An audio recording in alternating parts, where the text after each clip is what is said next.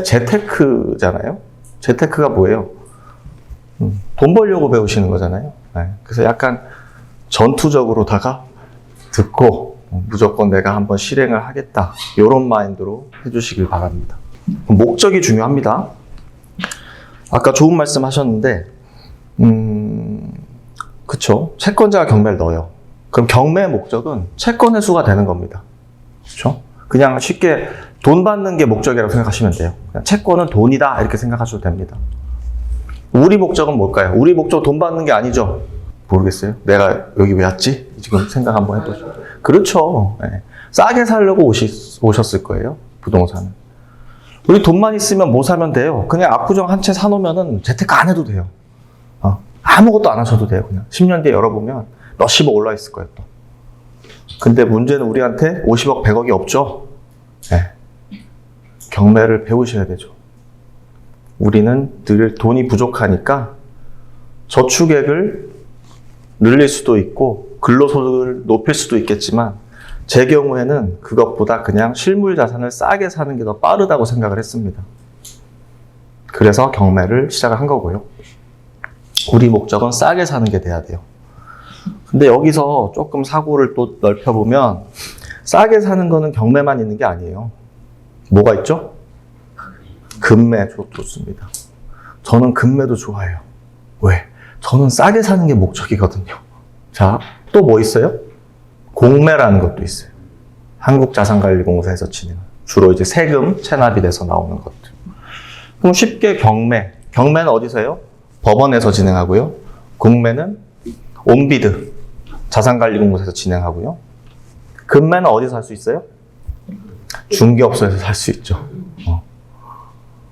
내가 뭘 하느냐에 따라서 그 해당 주체와 친해져야 돼요. 내가 경매를 잘하기 위해서는 법원에 자주 가셔야 되고요. 금매를 얻기 위해서는 중개업소에 자주 가셔야 돼요. 공매를 잘하려면 온비드에 수시로 접속하셔야 되고요. 근데 이걸 안 한다? 그러면 싸게 살 수 없다고 보시면 되는 거예요. 심플해요. 자, 그 중에서 경매를 이제 주로 배워볼 겁니다. 조금 전에 말씀드린 금매와 경매의 차이점을 통해서 도대체 경매가 뭔지 우리가 알아볼 겁니다. 이게 일반적인 부동산이 팔리는 절차예요. 자, 처음에 내 집 5억에 팔아주세요. 중개업소에 의뢰를 하면 중개업소에서 매수자를 찾겠죠. 그리고 한 번에 5억에 안 팔릴 수 있으니까 뭐 5천만 원만 할인해주면 살게요. 이런 사람이 있다 치죠. 그러면 좋습니다. 했을 때 한 4억 5천에 10%인 4,500만 원의 계약금을 넣게 될 거고요. 보통은 잔금일까지 뭐 한 2달 내외가 될 겁니다. 서로 정하는 거죠. 그래서 잔금일에 매수인은 나머지 90% 돈을 주고요. 매도인은 소유권 이전에 필요한 서류를 줌으로써 부동산의 소유자가 바뀌는 거죠. 이게 일반 매매 절차고, 경매를 보면 스타트 단계부터 차이가 있어요. 이거는 내 집 팔아줘 라고 했잖아요. 근데 경매는 제 집 팔아줘요. 제 집. 저 사람 집. 네. 왜? 뭔가 어떤 채권 채무 관계가 있으니까 경매를 신청했겠죠.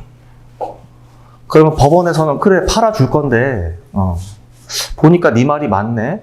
너 돈 빌려주고 못 받고 있구나. 팔아줄 건데 얼마인지 모르잖아요. 그래서 그 집 얼마인지 알아오라고 시키는 게 바로 감정평가입니다. 평가사가 전화를 하기도 하고요. 현장에 가기도 하고요. 저희 같은 자산관리회사에 전화를 해서 몇 동 몇 호 대략 얼마 정도 되나요? 라고 물어봐요. 그러면 제가 약 한 5억입니다 라고 얘기하면 몇 가지 의견을 종합해서 5억이라고 감정평가를 매길 수 있게 되는 겁니다. 그게 최초 시작 금액이 돼요. 자, 이제 가격은 알았는데 그 집에 누가 사는지 몰라요. 그렇죠? 일반 매매는 집주인이 살아요, 전세 3억에 살아요, 이런 식으로 얘기를 다 하잖아요. 근데 경매부동산은 모른단 말이죠. 똑같아요. 현황 조사를 시키는 겁니다. 집행관이라는 분이 있어요, 법원에. 그 사람이 예를 들어 101동 101호 경매 신청이 들어왔다면 101호에 가서 벨을 누릅니다. 누구세요? 저 여기 전세 3억에 사는 사람인데요. 그거를 적은 문서를 현황조사서라고 하는 거예요.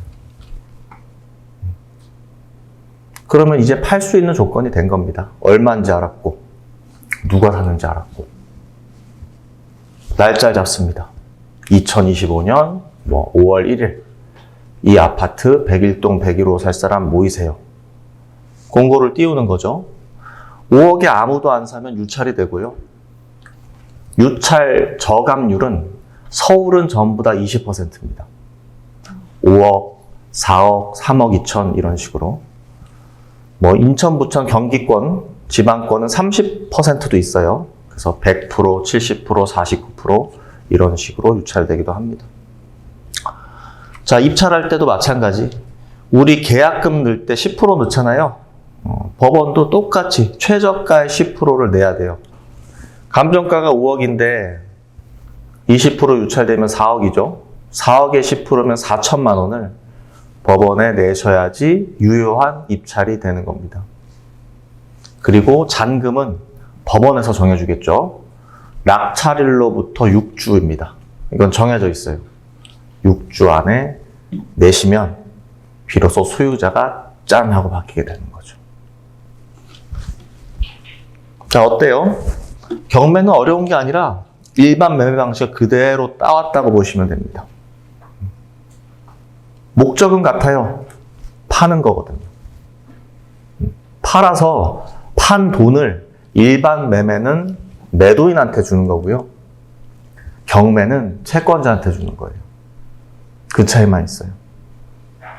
그래서 사실 우리가 조금 전에 얘기했던 부동산을 싸게 사기만 하면 저는 자본주의 사회에서 어떤 투자든 이길 수 있는 투자가 가능하다고 보는 사람이거든요. 안전마진만 확보할 수 있으면 생각보다 리스크가 없습니다. 실물자산은. 주식처럼 갑자기 상폐되거나 그러지 않아요. 자, 요 정도로 정리를 하죠. 자, 그러면 경매를 어떻게 하면 잘할 수 있냐? 담보가치 파악이 중요합니다. 이게 뭐예요? 결국은 그냥 시세라고 보시면 돼요. 시세는 변하나요? 고정돼 있나요? 계속 변하죠. 매일 변해요. 우리 환율 변하듯이. 특히나 부동산은 고가의 자산이기 때문에 0.01%만 바뀌어도 수백 수천만 원씩 왔다 갔다 할 수 있단 말이죠.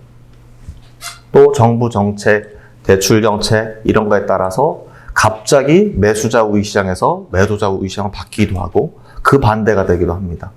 심리, 수요 공급, 정책, 통화량 다 보셔야 되는데 쉽지 않단 말이죠, 이게. 그래서 시세 파악만 잘하면 돼요. 시세 파악을 어떻게 하면 잘할 수 있을까요? 뭘 어떻게 하면 잘해요? 그냥 매일 보시면 되죠. 매일 보면 돼요. 사람들이 근데 그거를 못해요. 귀찮거든요. 아파트 한 채 정도는 매일 볼 수 있는데 투자 대상이 늘어나거나 몇 채만 돼도 그 당연한 거를 안 하고 그냥 지레짐작으로 입찰을 하거나 매입을 한단 말이죠. 대부분의 투자 리스크는 여기서 발생합니다. 담보가치 파악을 하지 못하거나 기준을 내 맘대로 설정하면 언젠가는 리스크가 와요. 자, 돈을 빌려준 사람을 채권자라 하고요. 빌려 쓴 사람을 채무자라고 하는데 여기서 채무자가 아닌 분, 나는 채무자 아니다. 아마 없으실 겁니다. 하다못해 신용대출 1,000만 원만 받아도 채무자고요. 여러분들 핸드폰 할부로 3년 약정하셔도 바로 채무자시고요. 오는 길에 신용카드로 한번 긁으셔도 채무자예요. 당장 돈 안 주셨잖아요. 그러니까 자본주의 사회에서 채무자가 아닌 사람은 없어요. 당장 내가 돈을 주지 않았잖아요. 빚이잖아요. 저는 엄청난 채무자겠죠. 투자자들은 대부분이 엄청난 채무자입니다. 레버리지를 활용하지 않고는 고가의 부동산을 살 리가 없었을 테니까요. 저는 전세보증금도 당연히 채무라고 생각을 합니다. 돌려줘야 될 돈이니까. 경매제도는 자본주의 사회를 채택한 국가라면 다 있습니다. 약간의 처분 방식만 달라요. 이게 없으면 말이 안 되죠. 은행이 존재할 수가 없습니다. 일단 제가 얼마 전에 6층짜리 모텔 건물을 24억에 샀어요, 경매로. 감정가 30몇 억짜리를. 대출 20억 받았거든요, 기업은행에서. 자, 이자를 한 500만 원씩 나와요, 걔가. 500만 원씩 잘 내고 있는데, 예를 들어서 제가 못 갚을 수도 있잖아요. 그죠? 그러면 어떤 일이 발생할까요? 기업은행에서 전화가 옵니다. 갚으라고, 이자. 왜 안 갚냐고. 돈이 있으면 갚았겠죠, 그죠? 없으니까 못 내고 있을 거 아니에요. 융통을 하다 해도 500만 원에 못 미치는 거예요. 그러면 그때 어떻게 하냐? 조금 전에 배우신 채권자, 기업은행에서 경매로 넘기게 되는 겁니다. 뭐를 경매로 넘겨요? 저는 팔아도 30억은커녕 20억은커녕 아마 200만 원도 안 나올 겁니다. 뭘 팔죠? 제가 가진 6층짜리 건물을 팔겠죠? 자, 여기서 문제가 생겼습니다. 감정평가사들이 왔어요. 이 집 얼마인지 알아보려고. 근데 감정평가는 30억인데 이게 막 지금 트럼프 할아버지 막 왔다 갔다 하고 관세 전쟁 나고 난리가 나서 한 50% 수준의 낙찰이 된 거예요. 30억짜리가. 그러면 15억에 낙찰이 되겠죠. 은행에서 빌려준 돈은 20억인데 그러면 얼마 손해보게 되죠? 5억 손해보죠? 이 5억은 사라지지 않습니다. 제 다른 재산을 찾아서 또 경매 들어올 수 있어요. 그래서 우리는 어렸을 때부터 빚이 무섭다고 배운 거예요. 자, 반대로 이번에는 30억짜리 감정가 건물을 누군가 25억에 낙찰 받았다고 해보죠. 이번에는 5억이 남죠? 그 5억은 누굴 줄까요? 국고로 갈까요? 아니죠. 당연히 팔고 남은 돈은 채무자한테 주는 게 맞죠? 자, 정리를 해봅니다. 낙찰가가 높아지면 높아질수록 채권자인 은행, 돈을 빌려 쓴 채무자 모두 다 해피해집니다. 은행 부실도 없고 금융위기 이런 것도 나타나지 않고 모두 다 좋아지는 거예요.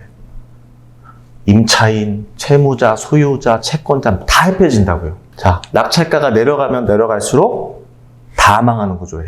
은행도 돈 띄죠. 소유자도 빚 그대로 남아있죠. 이게 내려가면 내려갈수록 당연히 경기 침체도 오게 될 거고요. 금융위기 오게 될 거고요. 당연히 이런 사실을 정부에서도 알겠죠?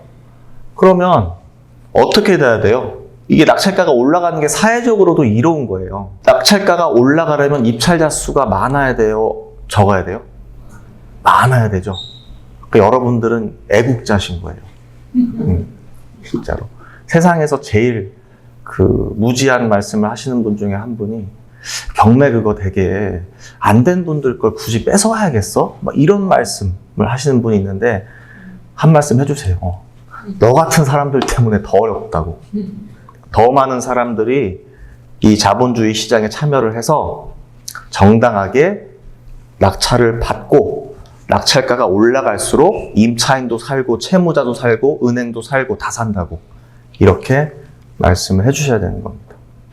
그래서 온비드나 이런 데서 저희 같은 사람들 와서 강의시키고 하는 거예요.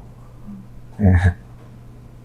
이게 경매 제도를 어렵게 만들어 놨다고 하면 저희 같은 전문 투자자들만 떼돈을 벌고 있을 겁니다. 어렵게 만들 수도 없어요. 이 민사집행법이라는 게 계속 개정이 되면서 80대 할머니들도 경매를 할 수 있게 만들어 놨어요. 아시겠죠? 네. 그런 마인드를 가지셔야 됩니다. 경매는 어렵지 않다. 어려우면 말이 안 되는 거예요. 그 국가는 완전 후진국인 거예요. 만약에 이런 채권 채무 관계를 조속히 쉽게 해결할 수 없는 국가는 후진국인 겁니다. 근데 우리나라는 이미 선진국 반열에 올라섰죠.